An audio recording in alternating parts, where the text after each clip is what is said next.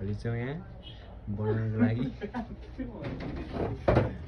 यसको बोर्ड चाहिँ यहाँ छ यसको समस्या के छ अब हेरौँ यसको समस्या के छ हेरौँ अब फर्स्टमा यो हामीले खासरी मोबाइल बनाउने हो अब स्पिकर पनि आयो जो जे अगाडि आउँछ त्यो प्रायः बनाउने हो होइन अब आजभोलि फ्री टाइम नै छ चैतको महिना होइन सो सुरुमा यसको चार्ज हुँदैन भनेर आउनुभयो फर्स्टमा यसको ब्याट्री भोल्टेज चेक गरौँ है ब्याट्री भोल्टेज चेक गरौँ हामी ब्याट्री भोल्टेज चेक गर्नलाई हामीले राख्यौँ त्यहाँ ब्याट्रीमा डीसीमा ट्वेन्टीमा राख्यौँ अटोमेटिक अफ भयो चार्ज भन्दा नि टाइम दिएर भइसकेको थियो नि त कति रहेछ भोल्टेज 4.1 चार्ज लगभग फुल नै छ टोटल भोल्ट 4.2 को हुन्छ है यही 3.7 देखि 4.2 को हुन्छ 3.7 भोल्ट लेखेको छ रेखा चाहिँ तर 4.1 छ यसको भोल्टेज फुल भोल्टेज छ होइन अब हामीले चार्जमा हाल्छौँ है हालिसके पछाडि यसको ब्याट्री कनेक्टरमासम्म चाहिँ भोल्टेज आउँछ कि आउँदैन हेरौँ है सिधै यसो यहाँ यसो चेक गर्न अप्ठ्यारो भयो यतापट्टि फर्काउँ यो पोइन्टमा चेक गरौँ भोल्टेज कति आयो सरी भोल्टेज आएको छ 5.1 मतलब कि आइरहेको छ भोल्ट है 2.1 2.5 आइरहेको छ हो भोल्टेज ब्याट्रीसम्म आइरहेको छ मतलब चार्जिङ सप्लाई ठिक छ है चार्जिङको सेक्सनको लाइन चाहिँ ठिक छ भनेर बुझ्नु पऱ्यो अब ब्याट्री फुल छ भनेपछि कतिपय अवस्थामा के हुन्छ भने स्विचको प्रब्लम हुनसक्छ है स्विच भनेको यसको बटम जस्तै अब हामीले यसको ब्याट्रीमा हाल्छौँ है ब्याट्रीलाई बाई चान्स मतलब कि मिस्टेकली स्पिकरमा हाल्यो भने सर्ट हुन्छ है स्पिकर नहालेको राम्रो सकभर अब स्पिकरको लागि हामीले यहाँ प्लस L1 L2 छ जुनमा हाल्नु भयो ल हाल्यो स्पिकरको प्लसमा जतापट्टि फर्केर हाल्दै नि हुन्छ अब धेरैवटा पोइन्टहरू छन् यसमा अब पावर स्विच चाहिँ कुन हो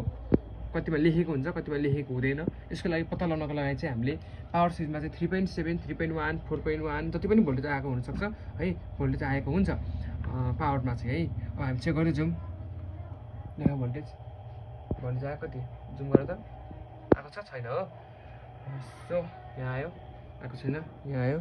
आएको छैन यहाँ आयो लाउँदै आएको रहेछ देखाउँदै हेर कति 5.54 अब एकचोटि हामीले यसलाई अन गरौँ है फाइनली एकचोटि हामीले अन गरौँ हामीले हातले अन गर्छौँ अब थिचेर बटनले थिचेर अन भन्यो भने हामीले एकचोटि स्विच चेक गर्छौँ ठिक छ कि छैन है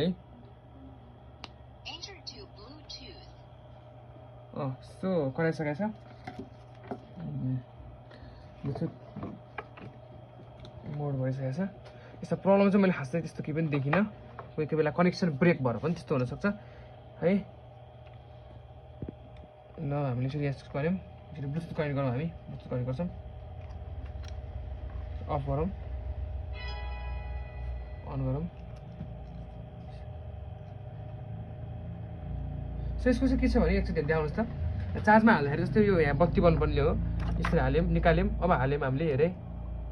हाल्दाखेरि बल्छ अनि जान्छ हो प्लिक्क आयो प्लिक्क गयो यो कारण चाहिँ के हो भने ब्याट्री फुल चार्ज भएर यस्तो भएको जस्तै हामीले यसलाई अन गरिसके पछाडि ल हेर्नुहोस् अन गऱ्यो बलिरहेको छ यहाँ रातो बत्ती हो अब हामीले निकाल्दाखेरि रातो बत्ती बल्दैन हो हालिसकेपछि रातो बत्ती बल्छ मतलब कि अन भए पछाडि चाहिँ चार्ज भएको देखायो अफ अवस्थामा चाहिँ चार्ज भएको देखाएन किनभने मोबाइलमा पनि तपाईँको 80% 90% भन्दा माथि चार्ज गरिसके पछाडि एम्पियर कम लिन्छ जस्तो 0.6 लिन्छ 0.5 लिन्छ 0.9 लिन्छ 1.1 लिन्छ हो है त्यसै गरी तपाईँको स्पिकरमा पनि फुल भोल्टेज चार्ज भएको कारणले गर्दा फुल चार्ज भएको कारणले गर्दाखेरि चाहिँ यसमा पनि चार्जिङको इन्डिकेटर लाइट चाहिँ नबलेको हो बुझ्नुभयो नि त्यस्तो अवस्थामा ब्याट्री फुल भएको पनि हुनसक्छ हो स्विचहरूले काम नगरे हुनसक्छ सो हामीले अब यसलाई गीत बजाउँछौँ समस्या यसमा केही पनि रहन्छ मात्र हामीले खोलेका छौँ चेक गरेको छौँ है Bluetooth connected.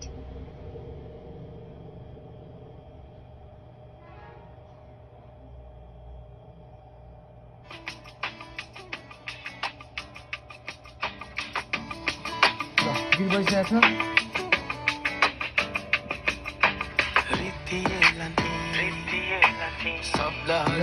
प्रब्लम केही पनि रहन्छ यसमा चार्ज फुल रहेछ त्यति मात्रै हो अब पैसा आउँछ 200 रुपियाँ चाहिँ होइन अब यसलाई हामीले तपाईँलाई कुरा सिकाइन्छ नर्मल कुरा हो सट्टै बाटो निकालिदिएँ मैले जुनी भैला भन्दै थियो यस्तै यसको स्विचको चाहिँ जोडी हुन्छ है एक एकवटा जोडी हुन्छ कन्टिन्युटी मोडमा राख्ने मल्टिमिटरलाई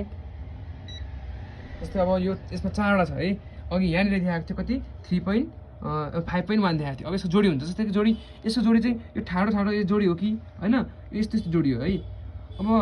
यस्तो नि हुनसक्छ, ठाडो नि हुनसक्छ, तेर्सो नि हुनसक्छ। त्यसको लागि हामीले कन्टिन्युटी मोडमा राख्ने मल्टिमिटरलाई अनि यसरी चेक गर्ने। बिप बज्यो हो, यो र यो बज्यो भनेपछि यसको जोडी चाहिँ के रहेछ भने ठाडो ठाडो रहेछ है, तेर्सो रहेछ भनौँ न यसलाई होइन। ट्याक्क यो जोडी एउटा, यो जोडी एउटा, मतलब कि प्लस यो माइनस यो। अब प्लस माइनस कसरी चेक गर्ने भने एउटालाई ग्राउन्डमा राख्ने, एउटालाई चेक गर्ने। यहाँ बिप बज्छ, जुनमा बिप बज्छ त्यो चाहिँ माइनस हो, ग्राउन्ड हो। यो बिप बज्यो, यो ग्राउन्ड हो, यो प्लस हो। अब यस्तो अवस्थामा हामीले यो स्विचले काम गर्छ गर्यो कि गरेर पत्ता लगाउनको लागि चाहिँ एउटा ट्विजरले थिच्छ त ल, र ट्विजरले यसमा थिच्ने। जस्तै कि अहिले यहाँ हेर्नुहोस्, यहाँ हामीले राख्यौँ, थिच्छ त, थिच्दाखेरि बज्यो हो। अब छोड त, बजेन है। यसरी काम गर्छ। यसरी थिच्दाखेरि बजेन भने स्विच प्रब्लम हो। हामीले ट्विजरलाई यसरी जुदाएर यो यसलाई अन गर्न सक्छौँ। त्यस्तो अवस्थामा यो स्विच खराब भएको हुनसक्छ। सो यो नर्मल कुराहरू हुन्, यसमा खासै त्यस्तो केही पनि हुँदैन है। यो फिल्टर हो होइन, फिल्टर आइसी हुन्छ,